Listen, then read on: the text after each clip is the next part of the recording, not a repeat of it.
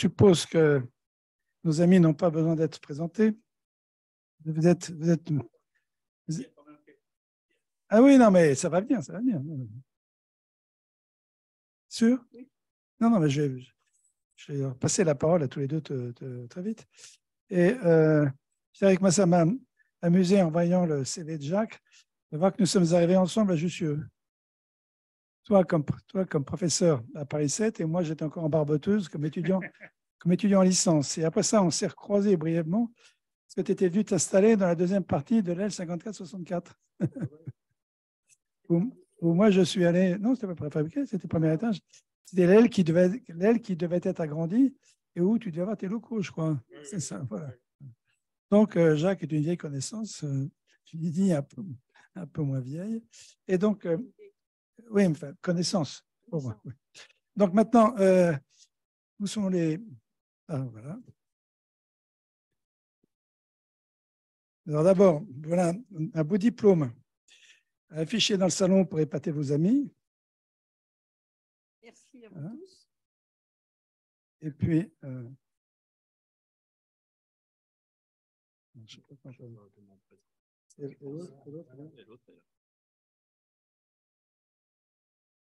là, vous avez fait les choses bien. Ah ben, c'est pas tous les jours que...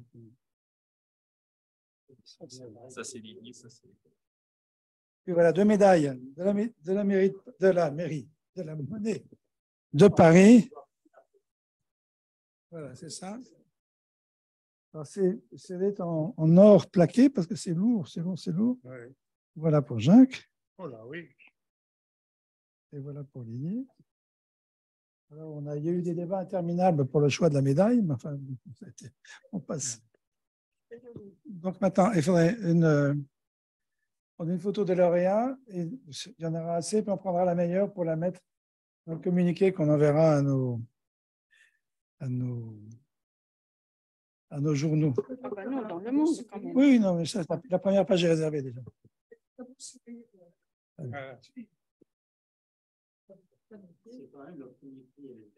Ah ouais? Oui, non, mais c'est un privilège immense, hein, je pense que c'est la seule chose dont le futur se souviendra de moi, par exemple. Elle va Allez, être, bon, Jacques, je t'embrasse pas, mais je pense pas moi. elle va être très bien près de l'autre médaille que j'ai obtenue de mes amis néerlandais, qui est la médaille Van Paterschoot van der Gracht. C'est le grand prix néerlandais des sciences de la Terre. Voilà. Bon.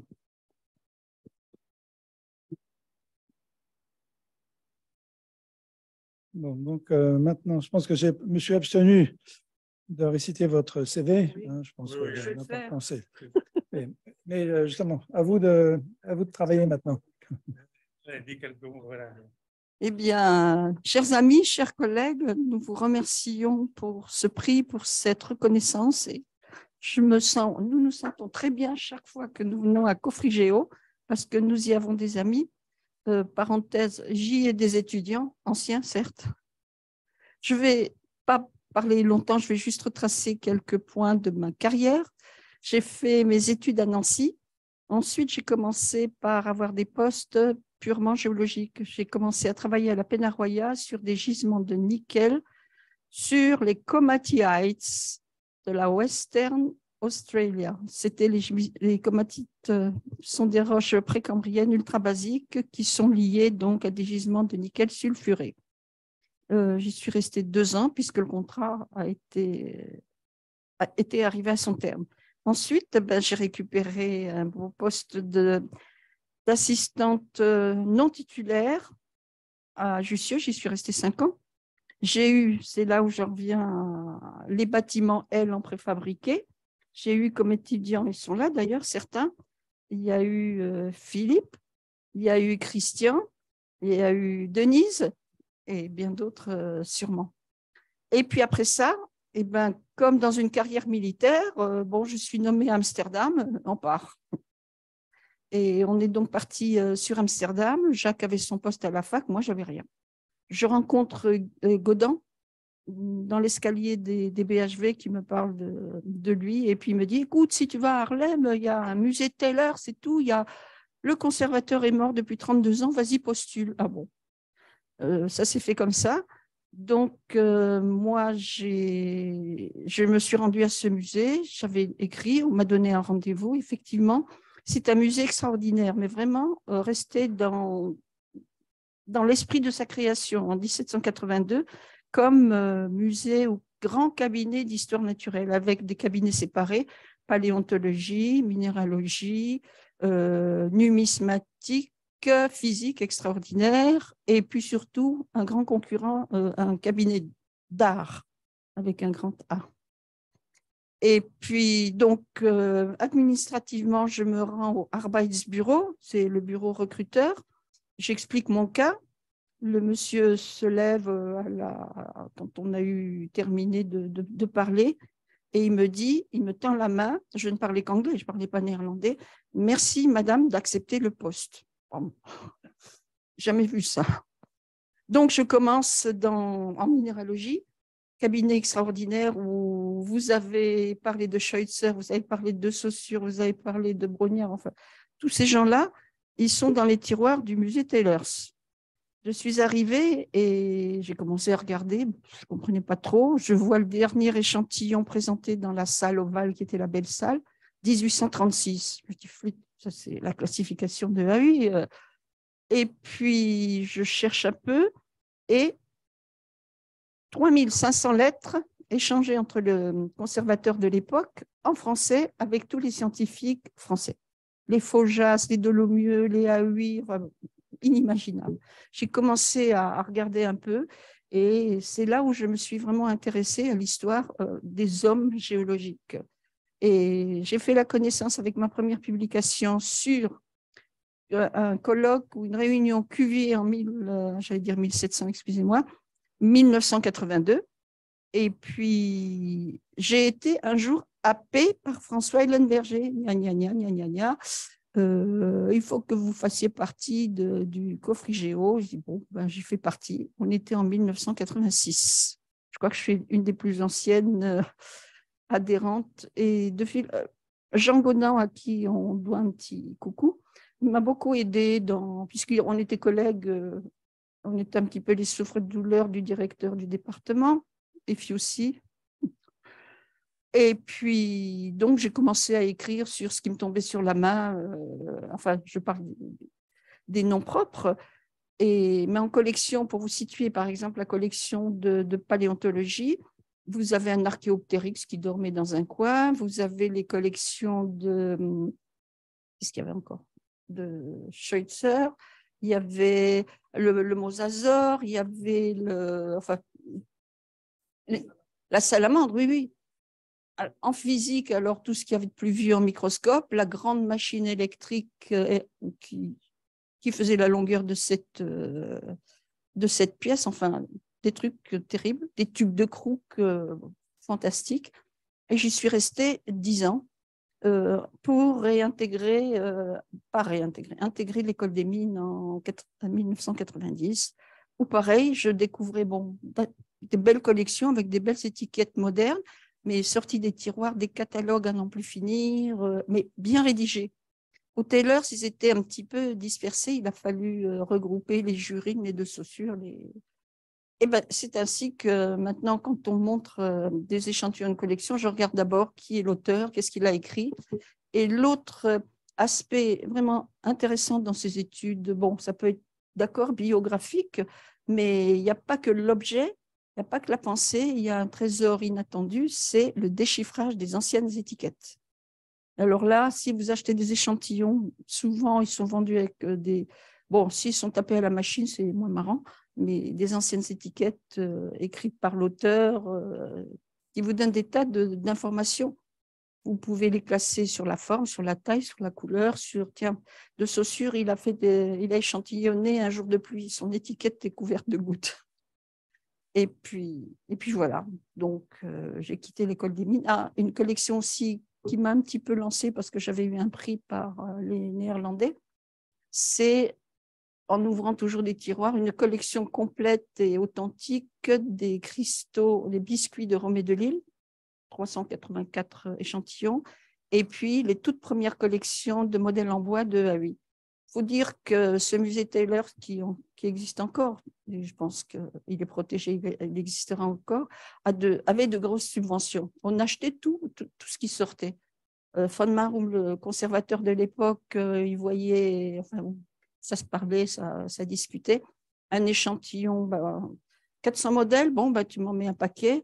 Ah, il y a des os de la grande baleine de la rue, quel est le nom de la rue, je ne sais plus, non. L'os de la baleine, eh ben, je me l'achète, et tout comme ça. Donc, et tout ça, c'est resté figé. Et voilà, ça m'a fait mes 40 ans de muséologie. Et le plaisir d'adhérer à Cofrigéo et de vous connaître tous. Alors, un souvenir tout à fait Hélène Berger, c'est que vous avez évoqué le Stalag 17A, et moi, je vais vous parler du Stalag 17B. Sans connaître François Hélène Berger, sa carrière de prisonnier de guerre, c'est deux personnes dont mon père, Stalag, mon père, 17B, et François, 17A, les officiers.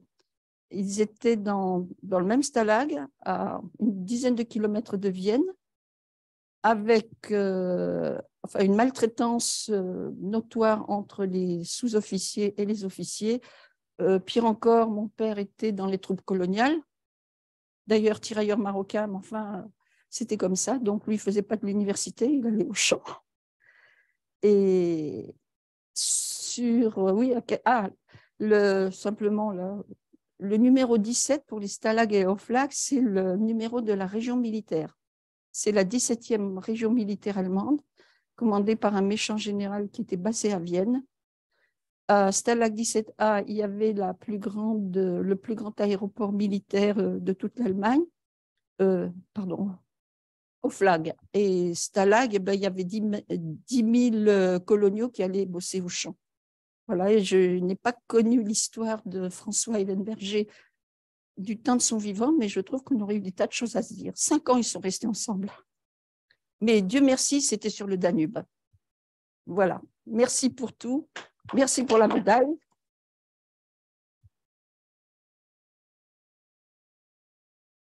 Et puis, ça me fait un grand plaisir de retrouver des collègues, des anciens, des futurs, et continuer comme ça avec Cofrigéo.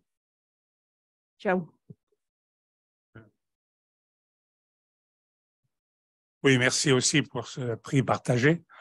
Et je dois dire que ça me fait très plaisir à la fois pour François Hélène Berger, aussi, je dois dire, pour Lydie, que nous puissions partager ce prix, parce que c'est grâce à Lydie que je me suis tourné vers l'histoire de la géologie.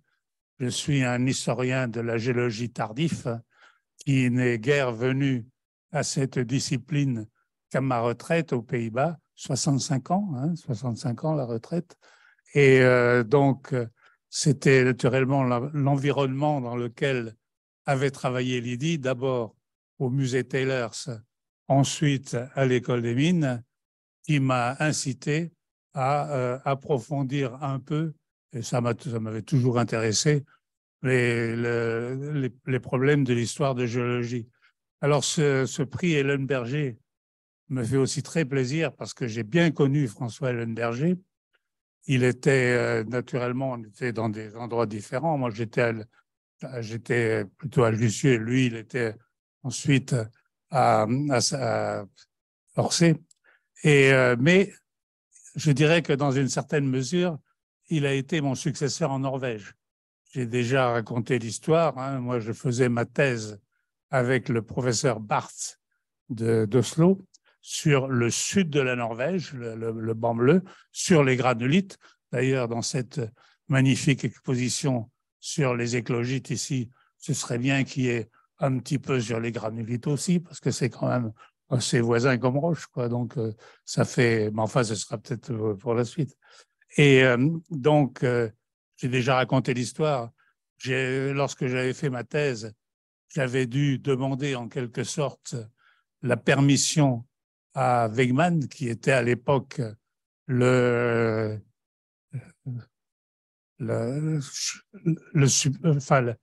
grande figure de la géologie structurale française. Et Wegmann préparait ce symposium sur la flexure axiale de la Driva. Et Wegmann m'avait complètement dit que ce n'était pas du tout la peine de travailler sur le sud de la Norvège, je n'y comprendrais rien, et que plutôt j'aille faire de la géologie structurale dans les Calédonides. Et moi, ça ne m'intéressait pas d'aller dans les Calédonides, d'une part parce que j'étais bien implanté dans le banc bleu, puis ça a quand même un avantage, c'est que, vous voyez, vous avez Oslo, vous avez la Norvège, ça fait quand même 3000 kilomètres depuis le sud vers le nord, et quand vous faites une thèse au nord de la Norvège, on avait tous des subventions de la France qui s'arrêtaient à Oslo. Après, débrouillez-vous. Hein. Alors, aller à Kirkenes ou aller à Arendal, ce n'est pas tout à fait la même chose. Puis en plus, moi, mon travail me plaisait beaucoup plus.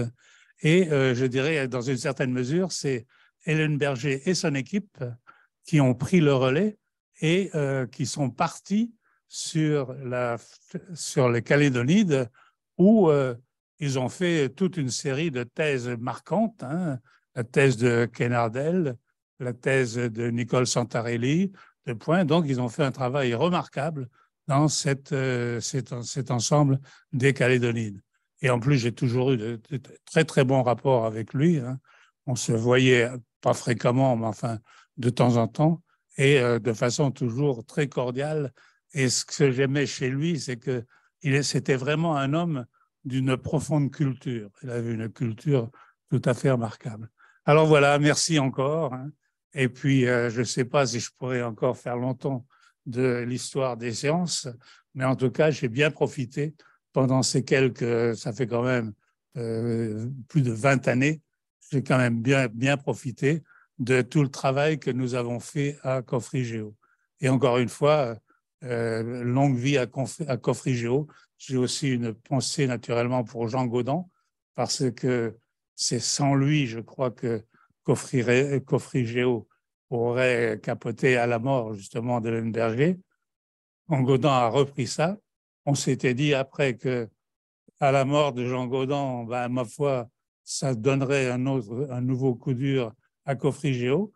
Et au contraire, il y a toute une équipe de jeunes, Pascal, enfin relatif, hein, mais tout est relatif, hein, Gaston, Pascal, le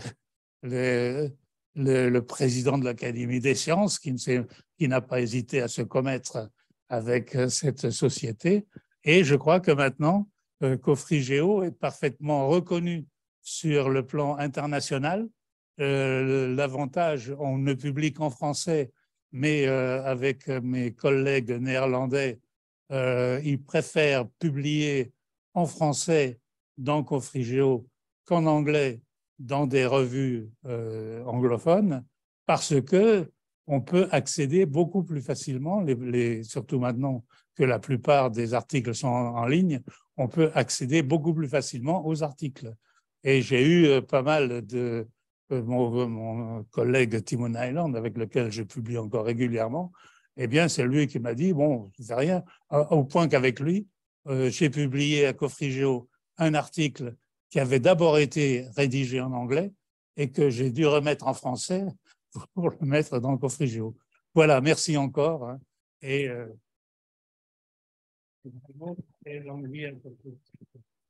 merci. Donc, on va maintenant dire 2 mots pour terminer. Alors d'abord que c'est le hasard des choses a fait que ce qui était spécialement sympathique dans votre cas, c'est que vous couvriez un domaine extrêmement vaste, parce que ça partait de la muséologie et des choses connexes, pour aller à la pétrologie et aussi aux différents aspects connexes. Pardon. Et j'avoue que j'ai un faible particulier pour les articles de Jacques sur le tombeau de Napoléon. C'est un petit chef-d'œuvre. Hein, et ce que tu as écrit sur l'histoire de la pétrologie, de la pétrole, tout ça, c'est des choses aussi qui sont, je pense, importantes pour les jeunes ici. Hein, parce que ce qu'on constate malheureusement, c'est que même dans une discipline comme la géologie, qui est une science historique, on a l'impression que l'histoire de la science, c'est plus quelque chose qui est vraiment important. Et que je pense que sans cette vision historique, on est complètement à côté de la plaque. Je ne vais pas lancer quelques polémiques que je pratique moi-même, mais je pense que c'est vraiment extrêmement gênant de ne pas connaître sa science, de ne pas connaître. Parce que l'histoire, ça nous apporte d'abord un tas de choses. Intellectuellement, c'est d'abord extrêmement intéressant. Et puis, d'autre part, ça nous donne quand même du recul et ça permet de juger. On s'est toujours disputé dans le passé. La différence, je dirais malheureusement, entre les disputes du passé et celles qu'il y a aujourd'hui, bon, une que je connais très très bien, c'est la dispute de l'âge de la Terre. Bon, Kelvin et ses adversaires en face discutaient de façon extrêmement vive, mais à la sortie de la discussion, ils sortaient ensemble pour aller aux pommes et boire une bière. Malheureusement, aujourd'hui, c'est pas du tout ça. Hein, je ne vais pas faire un discours anti-woke, mais tu n'es pas d'accord avec moi, tu fermes ta gueule. Voilà. Et puis, et je t'empêche de parler. Et ça, c'est dramatique parce que c'est le contraire même de la science. Et je pense que c'est notre rôle à nous, historiens des sciences, de faire en sorte que ces aspects soient connus et que les gens soient un peu ouverts d'esprit et soient prêts à débattre et dialoguer. Voilà, c'est tout ce que j'avais à dire. Jacques, non, simplement un mot. C'est qu'à propos de ce tombeau de Napoléon, qu'effectivement, pour lequel j'ai pris beaucoup de plaisir à écrire, et grâce à mes amis des Vosges, à faire des recherches. Vous savez quel était le problème et le point de départ? C'est le socle vert, hein, c'est-à-dire que le tombeau de Napoléon, c'est du vert et du rouge. Alors, tout ça, ça a été fait par Visconti, par référence au grand porphyre antique, le porphyre vert et le porphyre rouge. Manque de peau, au 19e siècle, les sources étaient complètement épuisées. Donc, on a cherché des succédanés, en quelque sorte. Ça a été assez facile pour le rouge, qui est non pas un porphyre, mais un quartzite jatulien, qui a été pratiquement offert par le tsar de Russie, hein, qui, en dépit des relations assez complexes entre la Russie et Napoléon. Mais il y avait un problème sur le verre. Et il y avait à l'époque les hypothèses les plus farfelues qui circulaient sur Internet et ailleurs, parce que naturellement, la structure du tombeau est telle qu'on ne peut pas y approcher tout près. Et surtout maintenant, avec toutes ces histoires qui ont circulé sur l'éventuellement remplacement des cadavres et savoir si Napoléon est vraiment dans son catafalque, l'autorité militaire se refuse absolument à laisser n'importe qui approcher du tombeau. Et donc, il y avait un géologue qui était celui qui avait des bottes, et du Berghem qui avait des bottes et qui avait son migot toujours là, qui avait décrété péremptoirement que le verre, c'était une ophiolite du Queyras. Tu vois, et effectivement, il y a l'ophiolite du Queyras, mais non pas dans le catafalque, mais dans la partie autour du monument.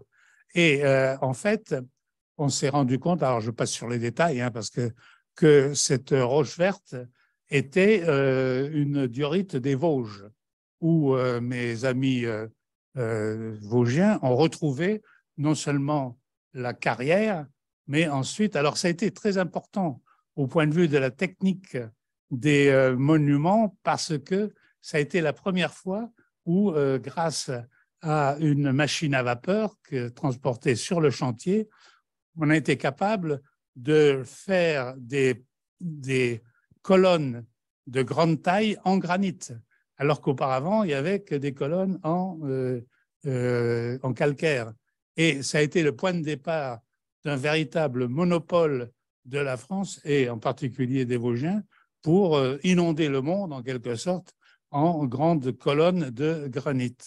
Alors donc, ce qu'on a trouvé récemment, c'est qu'il y a une tombe au Père-Lachaise. Là, on habite tout près du Père-Lachaise, donc on y va très fréquemment. Ce n'est pas nous qui l'avons trouvé, c'est toujours nos copains vosgiens qui ont dépouillé les journaux du coin, où il existe une tombe qui est faite dans la même roche de Ternuet, donc dans cette roche, dans cette diorite verte, qui est la tombe de Crozatier, qui est quelqu'un d'assez connu, puisque c'est un fondeur, sculpteur, qui est celui, vous savez, quand vous êtes dans le Père-Lachaise, vous avez par exemple le rond-point Ledru-Rollin, là, avec le monument de Ledru-Rollin.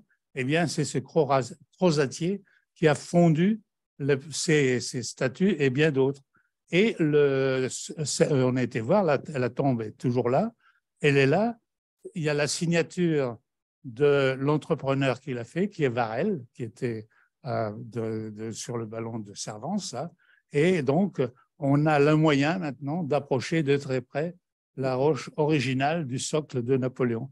Vous voyez, c'est toute une histoire. Alors, c'est vrai que ça a beaucoup de succès, tu vois. C'est-à-dire que j'étais avec mon ami Andrei Bulak, alors ça a été pris par les Russes de Saint-Pétersbourg, qui m'ont abreuvé de tas de références. Alors oui, Bulak, c'est simple. J'ai fait une petite note, quelques pages. Alors, le dit Bulak, il a fait quand même, je crois, plus de 15 publications dans différents journaux russes, tu vois, les Sbornik de Saint-Pétersbourg et tout. Malheureusement, il est décédé maintenant. Et ça a beaucoup de succès auprès des Russes, pour autant que les Russes peuvent encore lire notre littérature. Voilà, donc merci encore. Merci. Hein? Bon. Et bien, de Sylvia Figueroa et de